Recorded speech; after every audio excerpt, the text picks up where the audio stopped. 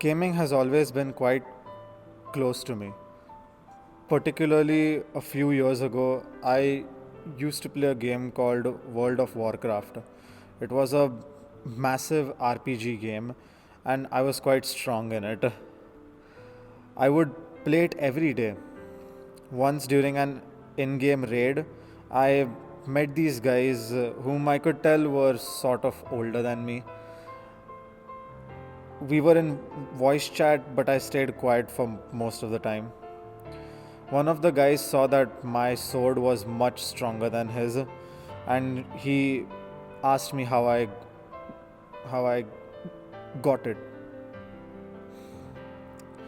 I gave him the standard reply, the grind, which is to play the game a lot until you gain enough experience with it.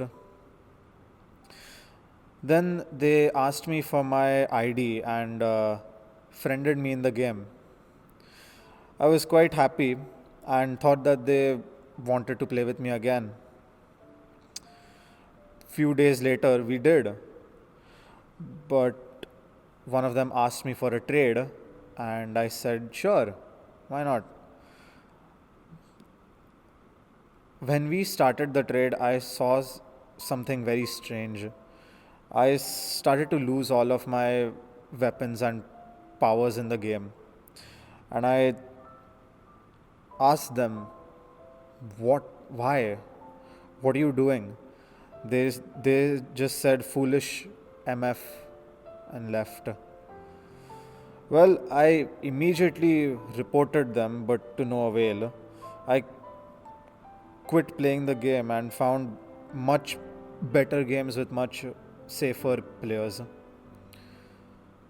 I've seen that the internet has given bullies opportunities to broaden their horizons, particularly haters. I used to think that social media is a safe space to open up about my opinions. I posted something related to the political situation and immediately got a few people respectfully disagreeing. Those are fine, but I had some who were completely disrespecting me as a person and not the issue. On the internet, you should separate the person from the issue. Sometimes it really gets to me, but haters are gonna hate, I guess. I used to play a lot of CSGO with my friend. Obviously, when I started, we all aren't good when we start. We are noobs, as the community likes to say. But I started playing CSGO after it became free to play. So there were a lot of new players, a lot of new hackers as well, you could say, who joined the game as well. And me and my friend were very mad at it. And when we hop into my first game, I was playing really bad, and my friend, he was experienced. He was playing against good players as well. But when I started playing the game, it wasn't all that great as what the community was saying. And I was missing my shots. I was also the last person to die. So my teammates always used to say, he's left, he's right, he's CT, and everything. And it was a really stressful moment. And then afterwards, we were losing very bad. And they blamed everything on me. They were calling me, they were swearing me, they were calling me names for my username, which was a bit. It was a bit hurtful because my mom suggested that name. They started swearing at me, started calling me the N-word and everything. It wasn't a good experience.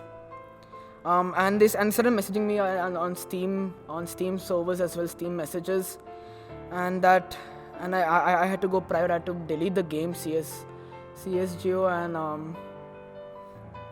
it wasn't a fun experience. It took a lot of time to get back into playing online games and getting the courage to speak on voice chat. And it should not happen to anyone ever again. Back in 9th grade, when I first joined Instagram, I didn't post very often until I did.